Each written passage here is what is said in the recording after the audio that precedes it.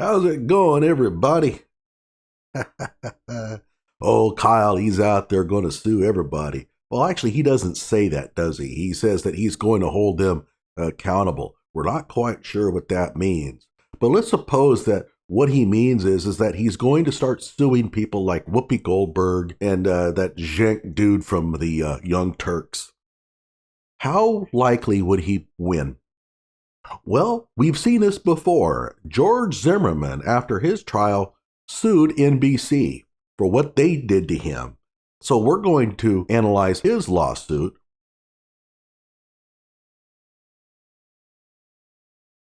And we're also going to look at the reasoning behind the judge's decision to see, does Kyle stand a prayer of winning in court? Hello out there. I am trying to get through. With his powerful brainwaves cradled in the warmth of reasoning, it's time for Johnny Walker Dredd to straighten you out on a thing or two. Emanating all the way from exciting Las Vegas, Oklahoma, it's the Johnny Walker Dredd Show.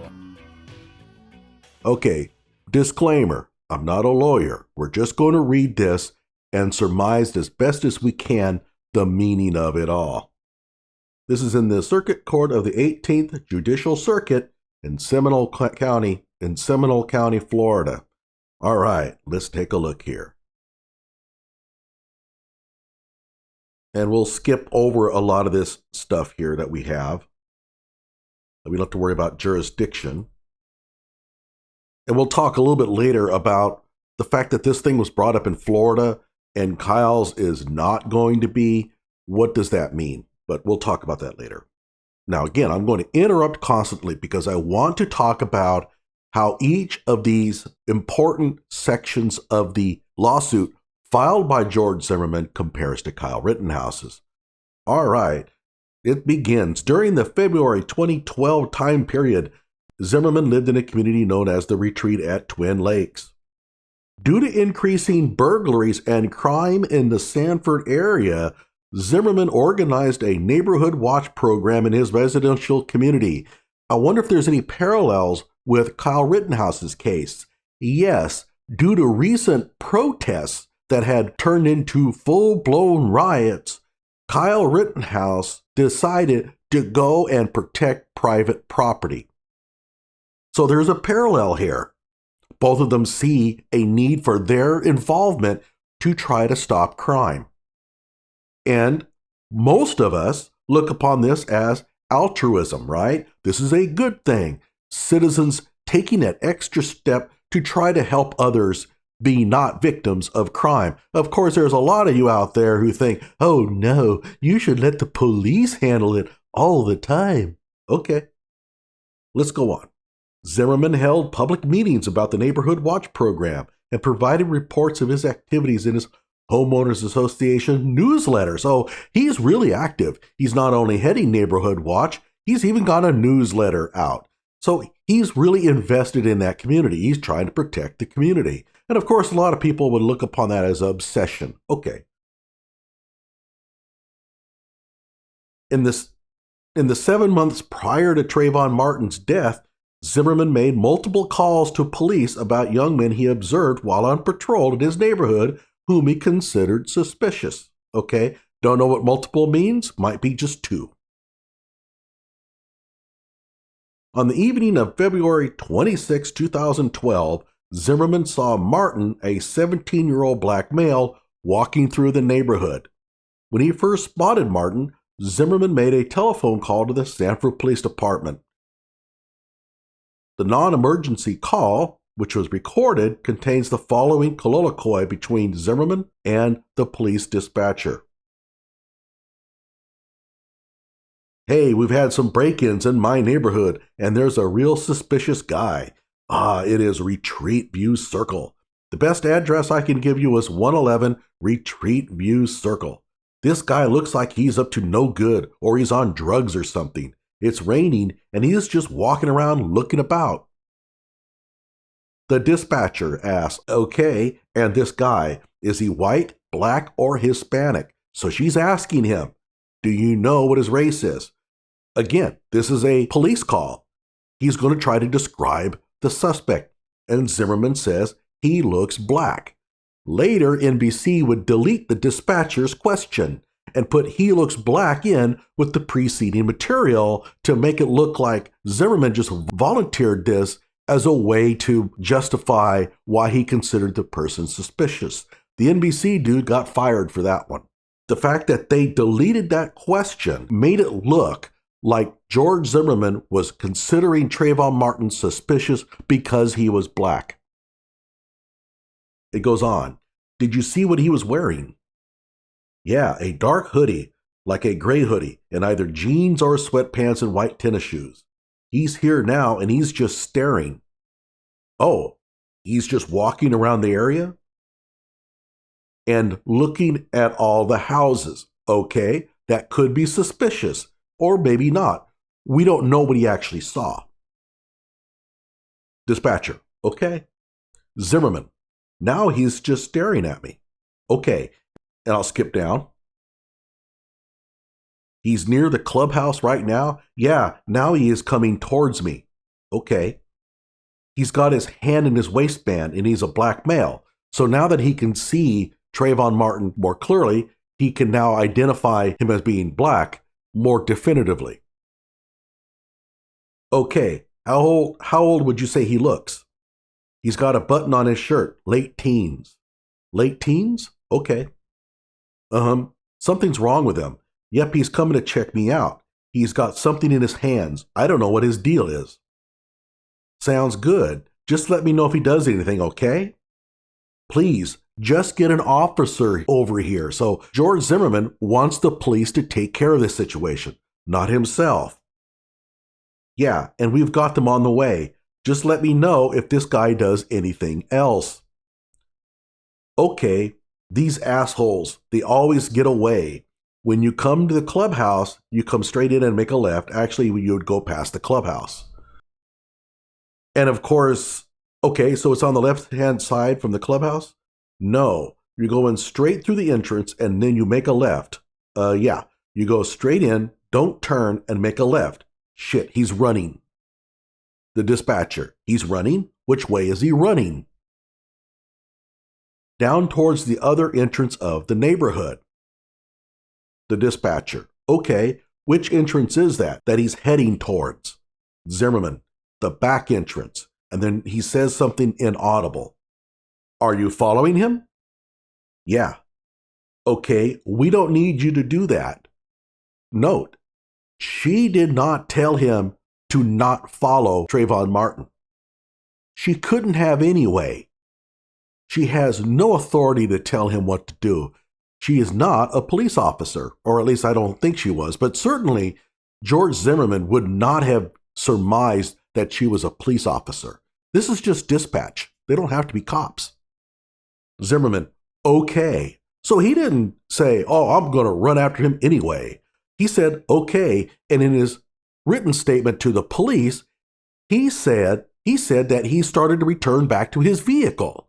So in other words, after dispatch suggested that he not travel or that he not continue to follow Trayvon Martin, whether he was running after Trayvon or not, we don't know for sure.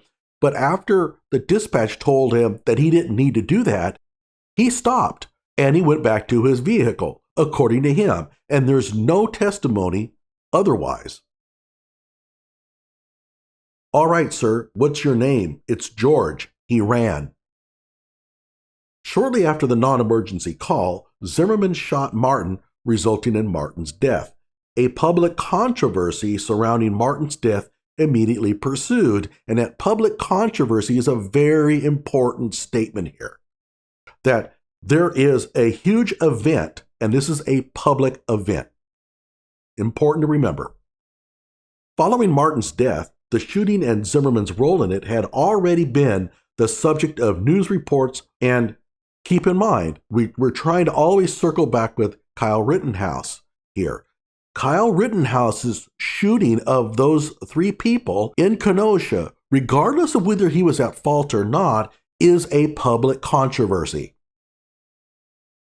In fact, it was probably more public than George Zimmerman's. Following Martin's death, The shooting and Zimmerman's role in it had already been the subject of news reports throughout Florida in both newspapers and on multiple television stations. Okay, this sounds like just introductory kind of content. It's not. It's really important. They're making a claim here that right after the shooting, the news media got a hold of this, and the nation soon learned about what happened. Now, what about Kyle Rittenhouse? Right after the shooting, the nation soon learned what happened. It was a major, major event. Zimmerman relocated to the Washington, D.C. area where he felt safe in the face of multiple death threats he and his family had received. Kyle left Antioch for where I don't know, but I think he went to South Bend, Indiana, at least initially. On March 7th, Reuters published an article about the incident, first reporting to a national audience that Martin's parents wanted to see Zimmerman arrested, and that because Martin was black and Zimmerman is white, Martin family attorney Benjamin Crump, oh God, said race is the 600-pound elephant in the room. All right, they're trying to make that about race. Guess what? Same thing happened in the Kyle Rittenhouse shooting. The next day, CBS became the first national television network to report the story, broadcasting a segment on CBS This Morning. That network introduced its story as one about a case that has serious racial overtones. Later that afternoon, Martin's parents and Crump held a widely publicized news conference. During the news conference on or about March 12, 2012, the Sanford police reported that Zimmerman had received death threats. Guess what? Kyle started receiving death threats as well. By March 14, Martin's death was reported in newspaper articles as the focal point of an ongoing controversy. Again, that word controversy, very important here, regarding race relations and public safety in Sanford. Okay? Same thing with Kyle Rittenhouse. All right? It didn't take long for race to become a big talking point in the Kenosha shootings. And certainly public safety became an issue. So we're already seeing strong parallels between Kyle Rittenhouse's situation and George Zimmerman's. On March 15, the Orlando Sentinel reported that Zimmerman's father, Robert Zimmerman Sr., had, on his son's behalf, written a letter and given an interview to the newspaper that day, claiming that the media portrayal of George as a racist could not be further from the truth. Did we have anything like that happening in the Kyle Rittenhouse case? Yes, Kyle's mother went on Tucker Carlson and defended her son, claiming he's not a white supremacist. The Sentinel's report on his father's statement noted that George Zimmerman and the Sanford Police Department were already at the center of a firestorm. They're including this for a reason. They're explaining here that there was already a huge firestorm of controversy around this event. The letter itself became the subject of multiple news reports in both the local and national press, just like Wendy's interview was broadcast all over on YouTube, on Twitter, everywhere. On March 16, Sanford police released to the press and public the recordings of Zimmermans Call to the police, as well as recordings of 7 9/11 calls made by witnesses. As a result, newscasts across the country played excerpts from the recordings, and newspapers and other publications similarly quoted portions of the calls. Media coverage of the Martin case intensified on March 19 when several members of Congress called for a federal hate crime investigation. Protests and demonstrations in Sanford continued, and the White House press secretary acknowledged that President Obama was aware of the case. Note that this firestorm is huge. George Zimmerman is creating a lot of hate around him. Not saying that was his fault, whatever. When Congress is calling for a federal hate crime investigation, that's pretty serious. On March 19, the state released to the press and public recordings of Zimmerman's previous calls to police about other suspicious persons. Additionally, the Justice Department announced that its Civil Rights Division and the FBI would investigate Martin's death. Okay, so why are they wanting to investigate these other suspicious persons? They're trying to find out if these other suspicious persons are black. Therefore, if they are, they're going to try to make a claim that George Zimmerman considered black people suspicious. Okay, that's important because it's going to serve as part of the foundation as to why George Zimmerman is suing NBC. Zimmerman was arrested on April 11th, 2012. Quite a ways away from the actual incident. Kyle was arrested the next day, actually within hours. So you get to see here just how unfair Kyle was treated by Binger and his ilk. They arrested him immediately before they even did any real investigating. Here, Zimmerman, they took their time at least to compile the evidence that they thought they could use to get a conviction. On April 30th, Zimmerman's counsel launched a Facebook page, a website, and a Twitter account. Okay, we saw a similar thing with Kyle Rittenhouse. He launches a GoFundMe page. And why are they pointing this thing out? They're making a case here that George Zimmerman is a public figure and that he inserted himself in as a public figure. On July 6th, Zimmerman's lawyers issued a public statement. Thereafter, Zimmerman and his counsel made a series of media appearances. Now, luckily in Kyle's favor, neither Kyle, Mark Richards, or Sharafi made any public appearances. Okay, so here, Kyle's in a little bit better shape as far as that goes. That's not much, but at least it's something. Zimmerman filed his complaint in this case on December 6, 2012, alleging count 1, defamation, and count 2, intentional infliction of emotional distress, challenging portions of 4 news reports broadcast nationally by NBC News and a 5th broadcast by NBC's owned and operated television station, WTVJ. Now, keep in mind, Zimmerman is going after a news agency. A news agency has certain obligations towards telling the truth, okay? They're not necessarily codified by law, but there's an understanding that if you're a news agency, there's a certain set of acceptable practice that you must abide. Kyle is wanting to go after who? Whoopi Goldbert, Cenk from the Young Turks, and that basketball player, I don't even remember his name. Whatever the case, they are not news agencies. They have far less responsibility towards the truth than NBC does. On July 13, Zimmerman was acquitted of all criminal charges against him for the death of Martin. Now notice, Zimmerman filed his complaint against NBC before he was acquitted. Okay, now we're going to talk about the challenged broadcast. Why is Zimmerman so mad? Well, it starts. In his complaint, Zimmerman challenges the following NBC broadcasts. And again, we have to compare what his complaints are with Kyle Rittenhouse's complaints. Okay? On March 19, WTVJ broadcast to its viewers in the greater Miami metropolitan area a report by Burnside about the 9/11 calls, a rally that day at the Seminole County Courthouse, and presidential spokesman Jay Carney's remarks that the White House was aware of the incident. In the portion of the report recapping the non-emergency call, Burnside explained to viewers, there are excerpts of that call, following immediately by these portions of the audio of Zimmerman's voice. There's a real suspicious guy.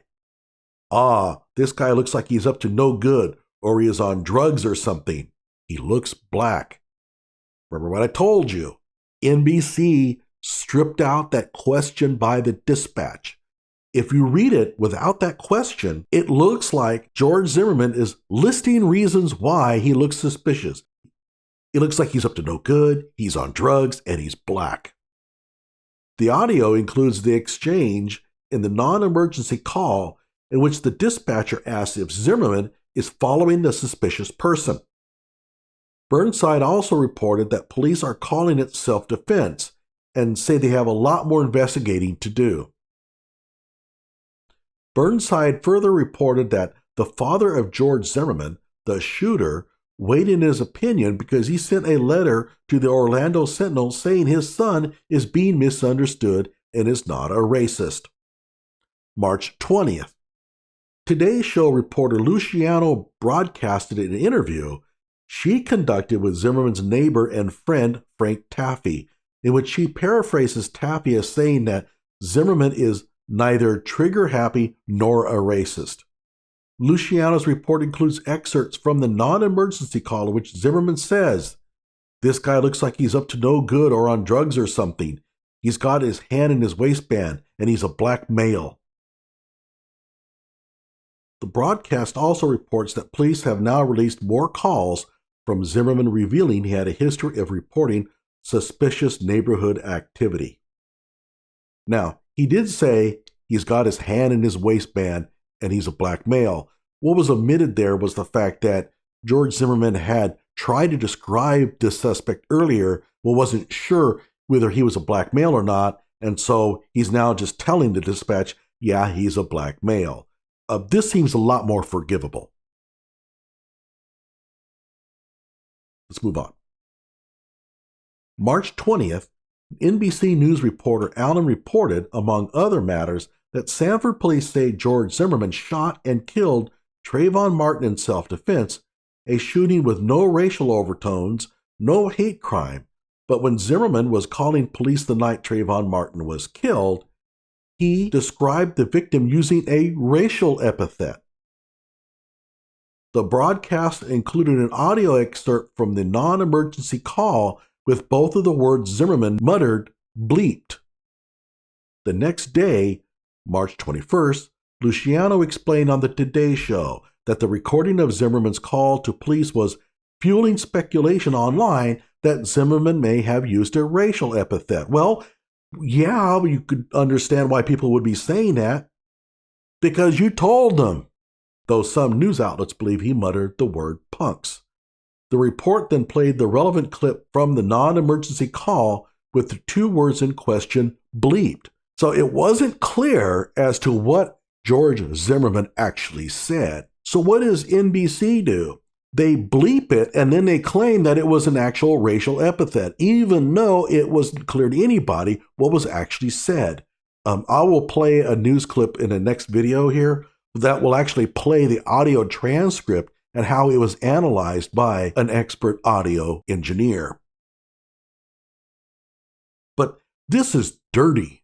I mean, if you're not sure what was said, just bleep out the content. There was no need to tell people that it was a racial epithet unless you knew that it was. March 22nd. Today's Show reporter Luciano described expanding public protest and reiterated the Sanford police conclusion that the evidence supported Zimmerman's claim of self-defense. The broadcast also included excerpts from the non-emergency call in which Zimmerman is heard saying, "He looks like he's up to no good. He looks black." Again, the dispatcher's question has been edited out. 3 days later, March 25th, the Today Show broadcast the first of 6 live interviews with Craig Sonner, who was then Zimmerman's counsel. In those interviews, Sonner reiterated, I don't know why they say reiterated, why not just say iterated? Sonner iterated Zimmerman's assertions that he acted in self-defense, explaining that Martin had attacked his client, broken his nose, and knocked him down. Today also interviewed Zimmerman's friend Joe Oliver, who asserted that there had been a rash of criminal activity in Zimmerman's neighborhood, which explained his decision to follow Martin. Sonner and Oliver again appeared on the Today Show. During that broadcast, Sonner repeated that Zimmerman had been attacked, had shot Martin in self-defense, and was not a racist. Asked by host Ann Curry if he thought Zimmerman was capable of racial profiling, Oliver responded emphatically that the answer was no. March 27th. Today's Show reporter Allen reported that George Zimmerman's defenders say there was a life and death struggle that night, with Zimmerman bloodied and beaten and on the ground because of Trayvon Martin. A version of events Allen explained was set out in the material Sanford police had sent to prosecutors. The broadcast also included an excerpt from the non-emergency call, in which Zimmerman is heard to say, "He looks like he's up to no good. He looks black." Allen further reported on the continuing public and national protests, including comments by civil rights leaders reporting, one by one, civil rights activists warned Sanford the entire world is watching. So NBC News has really done George Zimmerman dirty here, and have effectively been able to paint him as a white supremacist, a racist. And they did it by editing out a line from the actual transcript of the 9/11 call. And by the way, I don't think it was a 9/11 call. I think it was a non-emergency call, but whatever the case.